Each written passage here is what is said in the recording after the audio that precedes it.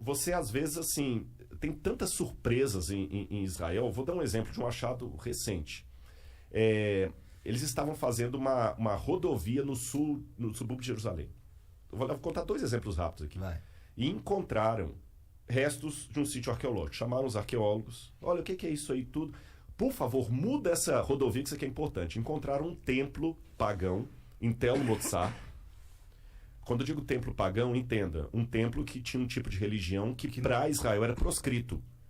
Você sabe, mesmo os caras que não são religiosos sabem que Israel não podia ter imagem de escultura, não podia ter ídolos. E lá tinha ídolos, tinha um monte de coisa. Entendi. E esse templo pagão funcionava a 6 quilômetros do templo de Jerusalém. Entendi, os caras eram hackers. Hackers. Agora, só que a surpresa foi como é que esse templo sobreviveu ali com o templo de Jerusalém a 6 quilômetros. Aí você vai, os livros de Jeremias na Bíblia, você entende por que Jeremias denunciou tanto a apostasia. Ele falou, olha, porque vocês estão abandonando Deus, Deus vai tirar a proteção dele, Nabucodonosor vai destruir Jerusalém. O que é apostasia? Boa pergunta. Monarca, com sua licença, eu vou pro grego de novo. Tudo bem, fica à vontade. É que apostasia é uma palavra grega.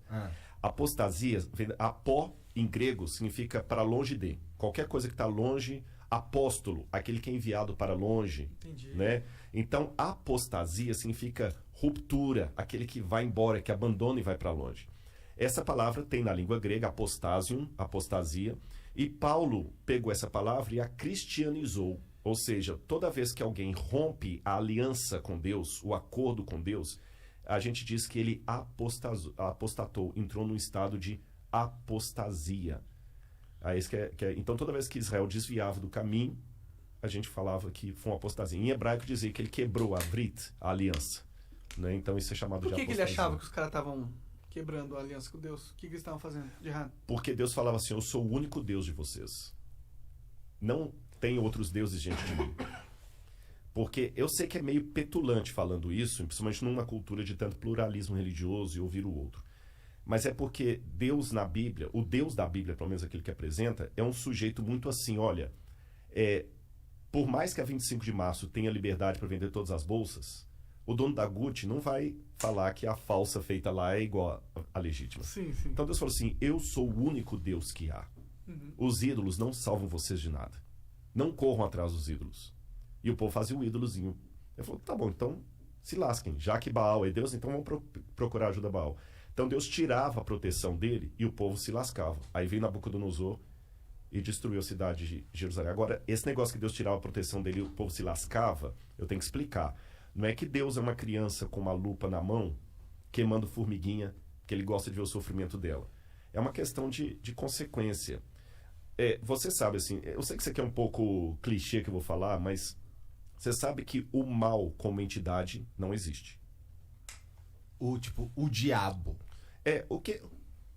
Daqui a pouco eu posso até entrar no lance do diabo, mas vou falar do mal como o mal mesmo. Tá, um avatar do mal não existe. O Deus do mal. É o Deus do mal, não. Eu acredito assim. Quando a gente vai na Bíblia, aí eu vou ter que dar um pouquinho para trás para entrar nisso aí. Existe um anjo que rebelou contra Deus. Ele é vulgarmente chamado de Lúcifer. Esse nome não está na Bíblia. Não? Não. Lúcifer não está. Sério? Isso foi um erro de tradução do Jerônimo. Qual que era o nome? Não foi nem erro de tradução. Na verdade, ele tem vários apelidos na Bíblia. Diabo, Diabalus, aquele que foi Tá na lançado Bíblia, através do diabo, tá. Da hora. Satã, que em hebraico significa advogado de acusação. Só que não é verdade. Por que diabo de acusação? Porque na Bíblia, ele começou o mal. Mas deixa eu abrir um parênteses aqui para fazer uma pergunta que muita gente faz. Tá, você é crente, né? Beleza. Deus criou tudo? Criou. Tudo que existe. A Bíblia fala isso. Ele criou todas as coisas. O Logos. Nada do que foi feito se fez sem ele. Beleza. Se Deus criou todas as coisas, tudo que existe foi Deus que criou. Bom, vamos ver. Depende. Não, se existe, tá. O raciocínio. O mal existe? Existe. Então Deus criou o mal. Deus é o responsável pelo mal. Mas por isso que eu falei no início, o mal não existe. Em que sentido? O que eu falo é um pouco clichê, mas você sabe que no mundo da física, o frio não existe. É verdade. Existe ausência de calor. Uhum. O escuro existe não um existe. limite pro frio. Exatamente. Existe a ausência de luz. É. Então, o mal também, nesse sentido, é como o frio, é como a escuridão. Ele não existe por si mesmo. O que existe é a ausência de Deus que causa a sensação do mal. E Deus, ele é um cavalheiro. Eu sei que nem todos os teólogos concordam comigo. Tem uma teologia de Calvino, por exemplo, que acha que Deus escolheu. Se Deus escolheu você para ser salvo, ele para se ferrar, não tem o que fazer. Calvino pensava, grosso modo assim, sem querer ser panfletário, que Calvino era um brilhante teólogo, mas nem por isso eu vou concordar com tudo. Eu não penso como Calvino. Eu penso que Deus deu a liberdade. Você está entendendo? Mas mesmo assim, deixa eu raciocinar como se fosse um cara que não aceita a Bíblia. Pô, mas que sacanagem. Então tá bom, Deus deu alternativa. Mas ele fala assim, tá bom, ó, Igor, você vai me aceitar e eu vou te trazer para o céu. Se você não me aceitar, vai se lascar no inferno que eu vou te... Peraí. Então que Deus é esse? Parece aquele namorado possessivo. Sim. Ou namora comigo, ou então vou te matar. Não é assim. É porque, segundo a Bíblia, como Deus é o criador de tudo que existe, e nele há luz e treva alguma, o único que pode conceder a vida é Deus. Então, quando Deus fala desesperadamente, meus filhos, aceitem-me, porque senão vocês vão se lascar, não é como o namorado possessivo que fala com o menino assim, ou namora comigo, senão eu vou pegar um revólver e vou te matar. Não é isso. Seria mais ou menos como se a água pudesse dizer para o peixe, fique em mim, peixe, senão você vai se lascar. Quando a água fala assim, não é porque a água é possessiva.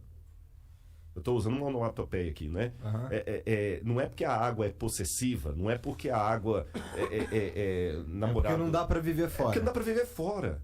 Então, quando Deus apela, filhos, vivam em mim, porque senão vocês vão se lascar, é porque Ele nos ama.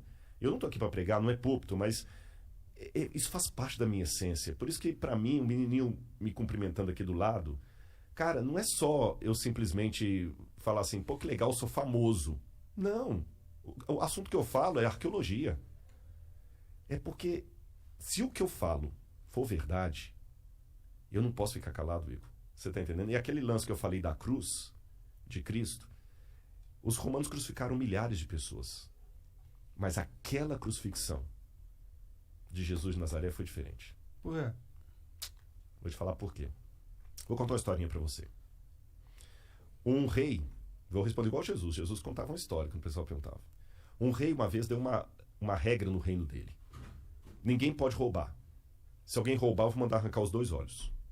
Cara, funcionou, ninguém roubava. Você podia dormir com a porta aberta, o cara das trancas nem vendia tranca. Delegacia só quando era uma briga, assim. Até que um dia chegaram pro rei e falaram assim, majestade, nós pegamos um rapaz roubando aqui e a sua lei fala que tem que ter os 2 olhos arrancados. Ele falou, tudo bem, só que tem um problema, é o seu filho. É o príncipe. E aí? Vocês têm filhos? Tem. Eu não tenho. O que você faria, monarca? Você é o rei. Se eu sou o rei, eu mando arrancar os olhos. E você, Igor? Bom, se eu sou o rei, se eu sou o Igor, eu ia apoiar. Não, minha filha não, irmão. Todo respeito aí. Eu perguntei de propósito. Mas se eu sou o rei... Você é o rei, Igor. E pai da sua filha ao mesmo tempo. Então, é que se eu sou o rei, eu preciso mandar arrancar os olhos, né? Você arrancaria mesmo da sua filha? Pensa nela agora. Cara, olha, se a gente quiser entrar nessa, eu forjaria a morte, eu executaria de mentira, exilaria a minha filha pra algum lugar, porque aí eu consigo manter o rei que pune quando alguém rouba e consigo salvar a vida da minha filha, só que eu não consigo manter ela perto de mim. Uhum. E teria uma coisa também. Você nunca ia poder olhar nos olhos da sua filha e falar, você tem um pai honesto. Verdade? Ah, mas por isso eu falaria. É porque o negócio do rei, de você não... É porque é um mau exemplo. Porque aí você abre a permissão, entendeu? E aí você vai ter uma... Se eu sou o rei, manda lá pro STF, lá no Brasil, lá. Mas nem entra nisso porque eu não quero que o Flow tenha problemas. Nem eu. Bom, mas eu também não seria um rei que ia colocar roubo com perda de olho, né? Ah, funcionou. Ninguém roubava. Ah, mas funcionou porque é uma pena muito punitiva. Mas poderia ser uma pena não tanto punitiva que também funcionaria, talvez, né? Posso dar a solução bíblica para responder a pergunta dele? Por quê? Esse rei falou o seguinte, palavra de rei não volta atrás.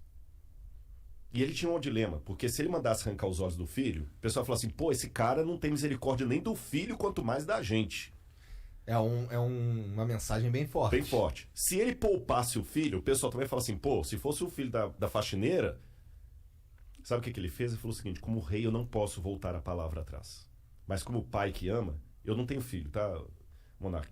O Igor vai entender, o Igor tem mais autoridade para falar isso, que ele tem uma filha, eu não tenho. Tem 2. Tem 2. como pai, eu também não posso negar a salvação para o meu filho que errou, mas está arrependido. São 2 olhos que a lei quer, são 2 olhos que a lei terá. Pode arrancar os meus olhos e deixa o meu filho. Quando o mal surgiu no universo, o mal existia... Tem um lance em filosofia que eu não quero... Vou tentar mastigar para ficar mais fácil. Vocês ouviram o Pondé aqui, com muito mais propriedade do que eu, que chama-se metafísica. Foi a matéria mais difícil que eu estudei em filosofia. Metafísica é a doutrina do ser. Tudo que existe, existe primeiro em potência, depois em ato. Eu não tenho filho, nem um monarca. Nossos filhos existem em potência. As suas filhas existem em ato. É potência mesmo, não é monarca? Não tem ninguém... É potência. É potência, mas pode ficar tranquilo. Não tem nenhuma certidão para ser reclamado. Não. Nenhum DNA, não, brincadeira. Então, os nossos filhos aqui existem em potência, porque eu posso ser pai, ele também pode. As suas não existem em potência, elas existem em ato, que elas já existem. A minha filha não tem como ser estuprada, como ganhar um prêmio, como passar no vestibular, como pagar um seguro de saúde para ela. As suas têm, para ganhar tanto coisas boas quanto ruins. O mal, como potência, passou a existir no universo a partir do momento em que Deus não obrigou nenhum filho a ser fiel a ele. Eu criei vocês e vocês estão livres. Só que sigam as minhas leis para que tudo dê certo. E aí, com a ruptura que houve no universo cósmica, a lei de Deus foi quebrada. E a punição era que o pecado passou agora de potência a ato. Ruptura cósmica? Ruptura cósmica. Que quer dizer Porque com o universo estava numa harmonia que foi quebrada. Você entendeu? Não era plano de Deus que criança e leucemia estivessem na mesma frase. Não era plano de Deus. Deus não queria isso. Deus não queria a pancada que você ganhou no seu carro hoje. Deus não queria isso. Mas aconteceu. Ele sabia que ia acontecer. Aí alguém fala, pô, sacanagem, se ele sabia, por que ele deixou? Aí que vem o Lúcifer, o vulgo Lúcifer, né? Que Lutíferos, que é um nome que vem do latim, que não está na Bíblia, como eu falei. Mas vamos chamar de Lúcifer assim mesmo. Vem o Lúcifer, que faz toda a rebelião e tudo. E a sentença agora é a morte. Aí a segunda pessoa da divindade, que é Jesus, fala assim, tudo bem. São 2 olhos que a lei quer, a lei está exigindo a morte. Eu vou morrer no lugar da humanidade.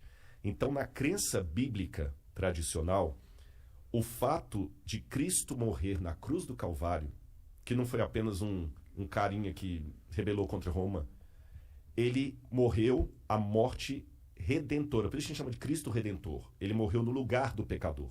Ele que não era pecador morreu. Por isso que no Antigo Testamento sacrificava um cordeiro inocente para representar o Cristo.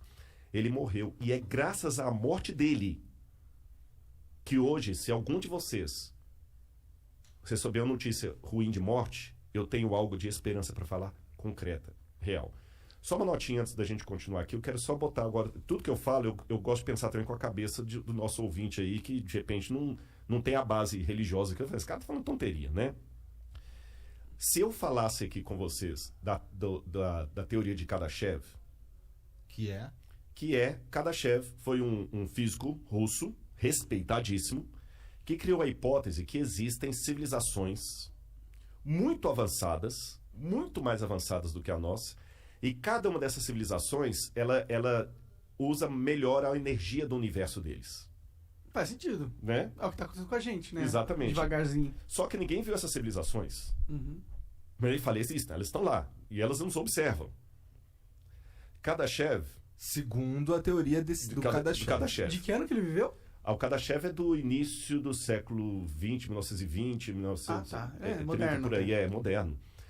Ele é contemporâneo da época de Einstein, aquele pessoal todo. Entendi. Então, quer dizer, o Kardashev, quando ele coloca isso, se eu falar da teoria de Kardashev numa faculdade de física, ninguém vai rir da minha cara. Só qual que é a prova empírica, matemática, científica que eu tenho disso aí? Zero. Mas se eu falar de Deus e de outros mundos, aí parece conto da carochinha. Por isso que eu fico muito... Pô, de fato, na boa, eu fiquei muito legal de vocês terem me chamado aqui, porque vocês não têm preconceito. Você entendeu? Não tem, mas dependendo do lugar que eu for, se eu falar da teoria de Kardashev, que é muito, muito louca, você entendeu? Pessoal, legal, pá. Mas se eu falar de anjo, de céu, de plano superior, de potestades, aí, né, esse cara é biruta. Então, na verdade, o Kardashev está falando a mesma coisa da Bíblia, só que numa linguagem acadêmica que todo mundo aceita. E para mim, como acadêmico, antes de ser pastor ou crente, eu falo para você, faz um sentido medonho o plano da salvação em Cristo Jesus. Sabe? Faz um sentido medonho. E ele mudou minha vida, cara.